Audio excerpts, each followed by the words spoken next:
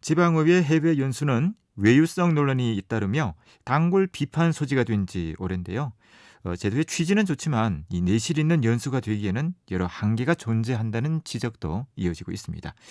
오늘은 현재의 해외 연수 개선점을 찾기 위해서 새로운 실험에 나선 대구 남구의회 이정현 의원님 연결해서 말씀 나눠보는 시간 갖겠습니다. 연결돼 있는데요. 의원님 안녕하십니까? 네, 안녕하세요. 남구 이정현입니다. 제9대 지방의회가 출범한 지 벌써 2년이 지났습니다. 자, 대구 남구의회 재선 구의원이신데 먼저 간단한 인사 또 소회부터 한 말씀 전해주시죠. 네, 반갑습니다. 남구에서 벌써 6년이 됐네요. 그러고 보니까 6년째 의원 생활을 하고 있고요. 지방의회의 여러 가지 문제점 이런 것 저도 잘 알고 있고 개선하려고 노력하고 있고요. 주민들을 만나서 함께 여러 가지 지방자치라든가 풀뿌리 민주주의를 또 만들어 보려고 노력하고 있습니다. 이정현입니다. 네. 최근에 의원님은 해외 연수를 앞두고 방향성에 대한 기자회견을 열었습니다. 항공권 예매부터 숙소, 이동까지 모두 직접 계획을 짠 것으로 알려졌는데요.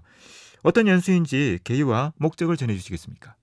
네, 아무래도 이번에 지방연수 저희가 조금 특별하게 한번 짜봤는데요. 네. 주변에서 지방의회 해외연수에 대해서 비판적인 목소리도 많이 나오는 상황이었는데 저희가 목적은 두 가지로 잡았습니다. 첫 번째는 우선은 해외연수 자체에 성과가 있어야 되겠죠. 그래서 저희가 축제를 보고 와서 세계적인 축제를 벤치마킹을 해서 우리 지역에 사용할 수 있게 하는 게 목적이고요. 두 번째는 지금 같은 지방의회 해외연수 제도가 사실상 힘든 점들이 많거든요. 그래서 저희는 여행사를 선호하거나 그렇지 않고 티켓팅에서부터 숙소, 이동 교통까지 모든 걸 다 셀프로 해서 가는 경우거든요. 이렇게 해서 갔을 때에 사실상 지방의회 해외연수의 한계점을 함께 공유할 수 있는 시간을 좀 만들어 보려고 하고 있습니다. 네. 자, 일반적으로 지방의회 해외 연수가 진행되는 과정, 말씀하신 내용들과는 상당히 차이가 있지 않습니까?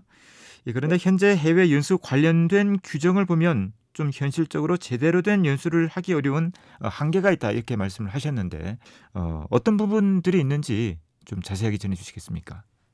네, 저 같은 경우에는 이렇게 셀프로 다 해서 가는 경우가 두 번째거든요. 네. 4년 전에도 스위스 지방자치를 보러 가면서 교수님 한 분을 모시고 이렇게 지방의원들 6명과 직원들, 공무원 직원 따로 같이 가지 않고 저희들 6명이서 렌트에서부터 숙박까지 그때도 다 셀프로 해서 갔었는데 사실상 한계점이 뭐냐면 전문적인 걸 보고 와라고 하는 지방의회 해외 연수인데 전문가를 섭외하거나 혹은 통역비조차도 지원이 안 되는 게 현실이거든요.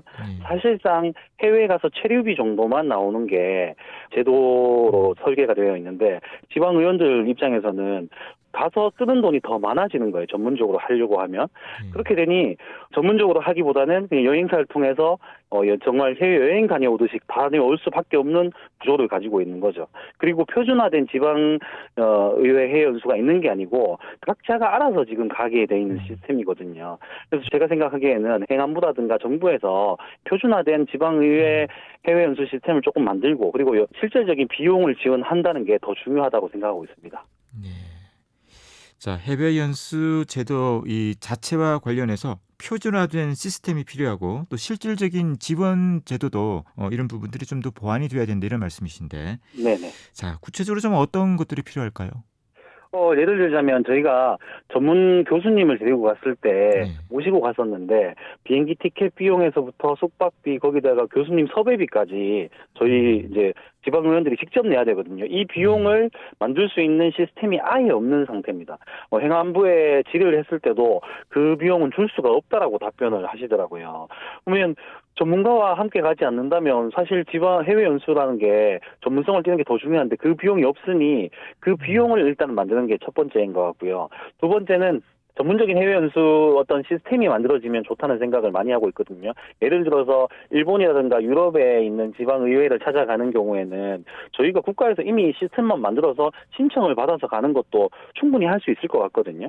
그런 식으로 한다면 차라리 개인적으로 가는 것보다는 훨씬 더 효율적이고 효과적으로 할 수 있겠다는 생각이 들어서 그 두 가지를 조금 말씀드리고 싶습니다. 자, 오늘 이 시간이 이 지방의회 해외 연수 제도에 어떤 부분이 문제가 되고 있는지 좀 살펴보는 시간이 되고 있는 것 같습니다. 다음 달에 연수를 가시죠. 연수를 다녀오시고 나면 보고서 작성의 과제가 남게 될 텐데 관련해서 어떤 내용들을 준비하고 있습니까? 네, 우선 저번 연수 때도 마찬가지로 저희가 영상도 촬영을 해서 영상도 제작을 했었거든요. 이 보고서 제도도 사실 한정적인 게 있는 게 사실은 좀 안타까운 것은 뭐 30페이지 정도 보고서 수준을 쓰는 건데 요거는 의원들도 저는 좀 열심히 작성하셔야 된다고 보거든요. 저희가 어쨌든 기록을 남기는 것은 보고서 정도 수준이니까 이것을 자기가 다녀온 곳에 대해서 순수하게 기록하고 그것을 주민들에게 알리는 것이 중요한 것인데 뭐 표절률이라든가 이런 문제들이 계속적으로 발생하고 있거든요. 우선은 지방 의원들이 이 보고서를 철저하게 준비해서 쓸 수 있도록 해야 되는 게 첫 번째고 저희 같은 경우에는 보고서 30페이지는 아마 지금까지 써놓은 것만 해도 넘거든요.